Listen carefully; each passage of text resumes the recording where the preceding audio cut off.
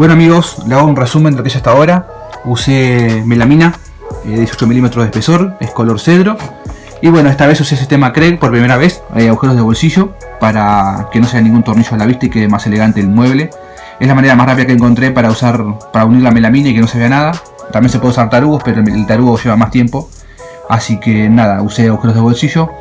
Les hice un botellero y un copero, que es de pino. Eso ahora hay que darle color, hay que darle una tinta para que se asemeje al color de la placa. Y los cajones también son de eucaliptus, son madera maciza, igual que la tapa. Y también hay que darle su color para que se asemeje al color de la placa. La tapa también lleva su protección para que evite mejor, ¿no?, los rayones del vaso y la bebida cuando se esté usando el mueble. Voy a poner el fondo, que va a ser lo último. Así yo accedo al mueble de los dos lados y puedo atornillar más cómodo. Así que dejé el fondo para lo último. Ahora vamos a sacar los botelleros y coperos y los cajones. Vamos a darle color. Y después sí, vamos a armar todo de nuevo ya con el fondo. Y ya estaría pronto.